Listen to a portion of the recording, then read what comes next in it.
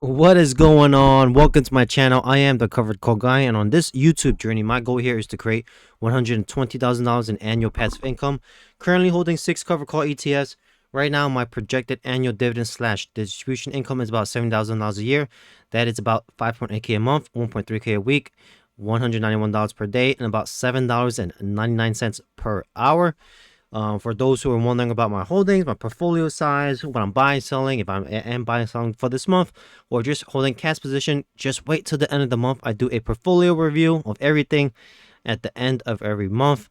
I might switch it up at the end of this month to just kind of put it out there on this little poster. Let me know what you think. I'm probably gonna end up doing that way. Everybody sees what I'm currently holding, portfolio size, and cash position. So I think that just makes it a lot easier. That's what I might do instead of just constantly one video, getting new subscribers, letting asking the same questions, and pretty much doing one review per month. All right, so legal disclaimer before we start this video: this content is for informational and educational purpose only and should never be considered financial, investment, or tax advice because I am not a licensed financial advisor, investment professional, or tax expert. All opinions expressed are my own and may be inaccurate or incomplete or just flat out wrong, so please conduct your own due diligence and consult with a qualified licensed professional before making any financial or investment decisions. Remember, I am just some random idiot you found on YouTube, and I could be completely wrong. Like this video, I could be completely wrong. All right, with that out the way, let's get started on today's video. It's gonna be a cover call paradox, and I'm gonna be talking about really, if investors are always bullish, why do cover calls even exist, right? Why do cover call ETFs even exist? What's the whole point of even investing in them? Okay, I get that question a lot. Practically like one comment, at least one comment every video, or one comment about that every other video. Or if you're new to income investing, cover call ETF investing, you probably come across that question yourself. You probably post a question or asked about it, and that always pops up. What is the point of having cover call ETFs in your portfolio if one of the trade-off is capped upside?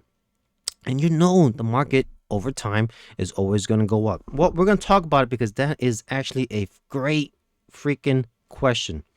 That is one question I asked myself.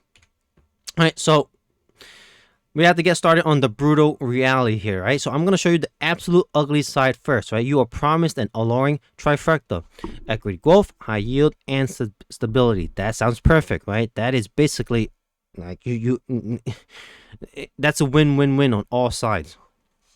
However, mathematically, right, I promise you they deliver a nightmare for wealth building, right? So they fundamentally give you reduced equity exposure, short volatility risk, a hard concrete cap on your upside. Okay, these ETFs don't create traditional corporate income. They alter return distribution, right, transforming your standard equity into a synthetic short volatility trap, right? So you are trading massive future wealth for a tiny monthly paycheck. So why bet against yourself? Okay, if you are a long-term investor, you must remain structurally bullish. Okay, so the equity risk premium, which guarantees upward drifts via 3 massive engines. Why would you cap them, right? The 3 massive engines is earnings growth, right, driven by your productivity, innovation, and absolute GDP expansion. Capping upside means you don't fully own human progress. Second is inflationary regime, right? Equity acts as a nominal asset. Corporate revenue scale directly with monetary expansion. If they print money, your stocks should go up. Massive expansion. Investors willing to pay higher PE ratios, right, multiples, during a pure economic optimism. A cover call truncates this entirely. So why are you putting a leash on the greatest wealth building machine in history? Well, the math, right? So the math, let's just look at the math and understand how cover calls or the basic options work. I'm trying to explain it so a 5-year-old can understand. Okay, I'm gonna break it down. All right, so first is the delta, which is the speed, right? This tells you how fast your car goes when the market moves. When you sell at the money call, you cut your market speed directly in half. Then we have the gamma, which is the leash, right? You are inherently short gamma. Gamma is the leash yanking you back, forcing you to lose directional long exposure exactly when it's most profitable. And then data, right? Melting ice. Think of it as the melting ice. This is the core engine of your yield, right? You are literally getting paid a few drops of water every single day that the market doesn't completely crash, right? So they put a choke collar on your portfolio and call it safety, right? And if you invest in, cover calls, do cover calls, you are missing the best days, right? The mechanical application of this strategy systematically destroys your right tail, right? Equity returns are notoriously right tail driven, right? A tiny number of exceptionally strong trading days produce your long-term wealth. Just look at the SP 500, buy and hold, missing the 10 best days, missing 30 best days, right? So looking at historical data, right, it demonstrates missing just 20 or 30 best trading days over a multiple decade period crushes your return to near zero. Cover call ETFs structurally guarantee you miss those explosive right tail days, right? By capping your upside, you mathematically guarantee long-term failure. Okay, let's look at the fake yield trap, all right? So when you invest in these cover call ETFs, for the most part, they're going to give you return of capital, what we call ROC, right? This is behavioral psychology weaponized against you. A 10% yield with 0% growth is exactly identical to a 2% yield with 8% growth. So stop confusing distribution with total returns, okay? This is the absolutely ugliest part. For many high-yielding ETFs, the distributed income regularly exceeds the fund's actual generated capital gains. Okay, this shortfall is funded by distributing a ROC, return of capital. So while this sustains the illusion of double-digit yield, it mechanically forces NAV erosion. Okay, or in other words, NAV decay. That means the fund is paying you out of your own principal, right? Your capital base shrinks permanently. Okay, basically they're handing you your own wallet and telling you it's a dividend. Okay, and besides that, there's hidden market risk. Okay, like every other thing, there is hidden market risk with cover call ETFs. Okay, these strategies introduce terrifying structural vulnerabilities. First one is liquidity crashes. So during a panic, option liquidity abruptly collapses. Okay, bid-ask spreads explode, making rolling options exponentially more expensive and dragging down fund performance. And then there's some type of ill counterparty risk if you invest in like JEPI or JEPQ, right? Behemoth funds rely on books-based equity-linked notes from global banks. During stress, these become impossible to sell or value, exposing you to sudden nonlinear drawdowns. And then third, of course, breaking the market. Your demand for yield forces dealers into long gamma, right? Artificially crushing the VIX. If a shock flips them to short gamma, forced selling happens. All right, so this is the paradox, okay? So we talk about the bad and ugly, right? So now we have to ask the question is, if they are so mathematically terrible, why is there over 145 billion being poured into them, right? So here's the hard pivot, and here is why you should absolutely, must, and should have them in your portfolio, okay? This is the part where we go, okay, it's time to look at the undeniable genius behind the strategy. Okay, first off, it is a hidden gold mine if you learn how to use and play the VRP. Essentially, the foundational economic justification for selling option is the persistent of the VRP, right? Volatility Risk Premium. You are no longer gambling, you become the casino, you become the house, right? The money isn't in buying it, the money's in selling it. So let's look at these three breakdowns. Implied is always better than realized, right? Historically, implied volatility always exceed realized volatility. Right? Traders overpay for fear and greed. So by selling the option, you harvest that mathematical spread. Second, selling insurance. So you act as the institutional insurance provider, right? You are the house. And the house always wins. Okay? You are collecting a systematic mathematical risk premium for bearing the market's uncertainty. And ultimately, right, these cover call ETFs are pretty much a new asset class, right? Sophisticated institutions don't view this as a gimmick. Short volatility is a distinct standalone asset class that diversifies traditional equity and duration risk, okay? Wall Street always constantly overpays for fear. You sit back and collect this premium. Okay, the retirement saver. So if you are in retirement, right, the decumulation phase, or getting very close to it, right? The math of total return goes out the window. We don't care really about total return. We care about the real enemy, which is sequence of return risk, right? I'm gonna break this down into two. First is the death spiral. If you rely on pure equities and the market crashes 30%, you still have to sell your shares to pay for your lifestyle, right? You are forced to liquidate at the absolute bottom, okay? Your portfolio hollows out and you run out of money before you die. This is permanent capital impairment, right? So this leads to the covered call shield, right? Covered calls are your absolute savior here. Why? Because the massive 8 to 12% option premiums provide organic cash flow. You use the premium to fund your lifestyle, completely preventing the forced liquidation of your underlying equity shares, okay? This is how you survive the crash intact. Total return doesn't matter if you're forced to sell at the bottom, right? If you're in the retirement phase, if you are near retirement, we do not care about total return. All right, psychological armor. Okay, this is 100% behavioral alpha. Okay, look, we can argue math all day, but human psychology dictates success. Okay, investors suffer from cash flow preference bias. It's a real thing. Okay, receiving a massive monthly dividend feels infinitely safer than selling shares. So during a brutal bear market, pure equity investors panic and sell everything at a loss. But covered call investors, ETF investors like us, you and I, we see cash hitting their account every single month. This is a psychological comfort that keeps us invested while others capitulate, right? So in the real world, behavioral survival trumps theoretical math. If the yield keeps you from panic selling, the strategy has already paid for itself. Right, dominating the flatlands, right? So what do I mean by this? Okay, so you need these ETFs because the market do not always go up, right? Over time, yes, but we do win in certain situations and certain time frames, right? So when the market goes sideways for a decade, right, pure equity gives you zero. So let's look at the true stress test when covered call shines, okay? So let's look at sideways range bound, right? Underlying equity stagnant 0 to 5% growth, right? Massive outperformance for cover calls, right? Option premiums act as a primary return driver. Moderate bear market, slow grind lower, market drops 5 to 15%. This again, outperformance. The premium dampens the drawdown, drastically lower volatility. Severe market crash, right? Violent left tail event. The market crashes over 20%.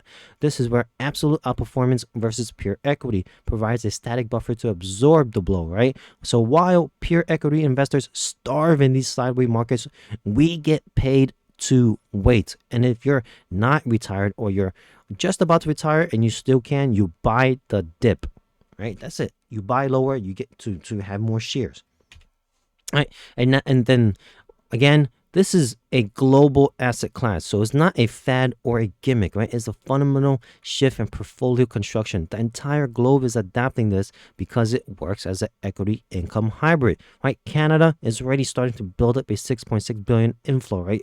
A lot of major Canadian institutions use these as a core holding to supplement standard dividend investing. Europe has UCITS, right? Your blue chip equities are now utilizing institutional options overlay to generate massive yield. And in Asia Pacific, the markets there are rapidly deploying these strategies to combat global inflation and the cost of living crisis. It's already starting to become a thing in I think Singapore. They're already starting to really build it up. So you're already starting to see a lot of this shifting away. Hence, if you're not new and you've been watching, and if you're new, I've been saying this, us millennials and Gen Z, right? We no longer want the 60-40, the bond, having a sell off in fixed income, right? So we, the millennials and the Gen Z, are starting to realize that these 1 to 3 to 4% dividend income, right? The yield is no longer sustaining, right? We are now looking for income first, and then we can build it out, dividend growth later. Okay. So it's not an alternative anymore. It is a global core requirement, right? I'm following the money. I'm giving you guys the data. I'm giving you guys the statistics, right? Especially those are 40 and under, or I would say even 35 and under. We're starting to realize that, hey, look, if we're going to be, AI is starting to take over the jobs, as the labor market is terrible. If we have a job, we might as well build a secondary income as quick as possible. All right, beating the alternative. So why not just use traditional income strategies? Well, because covered call ETFs bridge the gap that other strategies completely fail to fill. So covered call ETFs versus dividend growth. Dividend growth is great, but the yields are pathetic 2 to 3%. If you need massive cash flow now to pay for retirement or reinvest aggressively, 2% won't cut it. This is where covered call generates 8 to 12% yield without taking on toxic junk bond credit risk. What about covered call ETFs versus retail put rights, right? So selling cash secured puts is economically identical, but holding covered call ETFs allow you to capture the actual underlying equity dividends on top of the option premiums. Plus, of course, ETF managers use complex ELNs that retail traders can't access. So if you like that, of course, you open yourself up to more opportunities, okay? I'm going to say right here, covered calls are the ultimate high yield equity substitute. All right, AI in the new era, okay? Old complaints about upside on truncations are being erased by technology. We have entered a new era of algorithmic optimization. Let's look at zero-day time expiration perfection, right? So let's look at these have revolutionized the space, right? You guys are completely talking about it. You guys love this, okay? Man, my subscribers really love the zero-day time expiration covered call ETFs. You guys are absolutely just, oh man, you didn't mention this one, you guys really love this, right? So again, these are data and stats. I'm putting it here because I'm following the money, right? So by selling daily options, these funds capture hyperfast data decay and completely eliminate overnight gap risk, right? They reset the cap every single day, fixing the lag problem. And it seems like you guys really love this. Okay, AI strike selection. So we are shifting from dumb static writing to dynamic AI driven strike selection, right? Algorithms analyze real-time market sentiment to optimize the exact entry point and moneyness, maximizing VRP capture while minimizing equity drag. So for those who are new, I talk about Gen 1, Gen 2, and Gen 3. Right? Gen 1 is really like the QYLDs. Gen 2 is like the JEPI, JEPQ. Gen 3 is the GPIX, JEPQ, SPY-I, QQI, the best zero-day time expirations, right? And then I think Gen 3.5, Gen 4 is probably going to be the AI, kind of really playing hand in hand with the fund manager. So I think these are going to be the next step. Okay, ultimately the strategy isn't flawed anymore. Technology is just going to perfect it. Okay, the ultimate strategy. So if you want to do this right, you must demand institutional gold standard, and this is how you win. I think right here, if covered call ETFs, the fund managers use these type of strategies, I think this is how they survive. First is partial overwrite, right? 30 to 60%. Only cover a portion, right? So leave the rest uncapped. So this preserves equity convexity and prevent the compounding destruction in bull markets. Let them ride up in a bull market. And then going hand in hand with this is out of the money. 3 to 10% out of the money, right? Don't sell at the money. That's how you lose. That's how you have NAV erosion. All right, so selling moderately out of the money strikes, you sacrifice a tiny bit of yield to capture the massive right tail equity rally. And of course, right, high quality equities, right, calls on defensive low volatility assets, right? It reduces assignment frequency and stabilizes the NAV. Right, this is my hierarchy of perfection. This is purely my opinion. Okay, so let me know if you agree with it or not. You now know how to build the ultimate income portfolio, right? So rank the ETFs you buy against this strategic hierarchy of implementation. This is, again, my opinion. This is how I think the covered calls will survive long term. First, the most efficient, right? The gold standard here would be partial out of the money overwrite for 30 to 6% coverage. So that means you harvest the volatility risk premium while preserving your equity convexity. Buy these immediately. These are the best. If you're going to buy it, I would buy these immediately. And then moderately efficient is out of the money overwrite on the full portfolio. You capture the holding, but you do give it room to run. Low efficiency is at the money overwrite on full portfolio. Yes, it gives you the maximum yield, but terrible long-term growth with almost certain NAV decay. Remember here, you're not buying the highest yield, you're buying the most efficient architecture, right? What is the structural strategy behind these covered call ETFs? Okay, so the covered calls, guys, final truth, the good and bad. Okay, this is my final take. Covered call ETFs are neither a magical risk-free yield, right, panacea, nor a fundamentally flawed trap, right? So I gave you the good, the bad, the ugly, the beautiful, right? They are a precision tool of volatility transformation. So if your objective is maximum long-term wealth, selling your upside is undeniably bad. I'm not going to argue that. You guys are correct in that.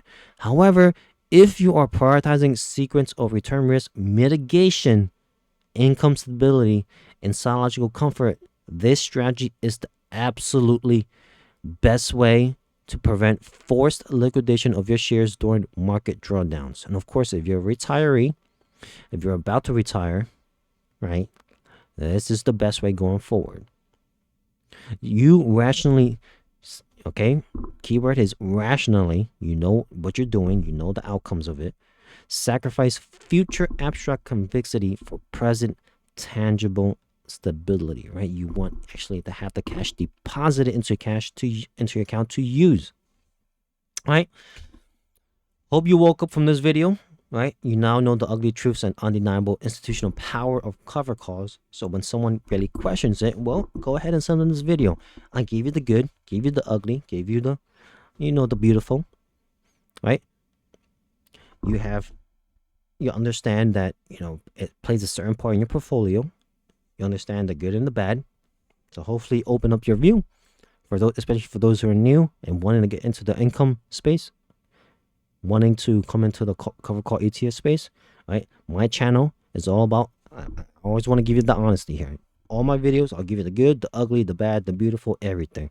Even if I hold these ETFs myself, I am not immune, I can admit that. I can end up buying a bad covered call ETFs, and if it no longer works, I will cut it and I will let you guys know. So hopefully you guys enjoyed the video. Hopefully it was informational, creative, fun. You got something out of it, and if it did, give me a subscribe, comment, like, hit the button before the market hits your portfolio. Thanks for watching, guys. Stay tuned. Catch you guys on the next. I love you all. I mean that.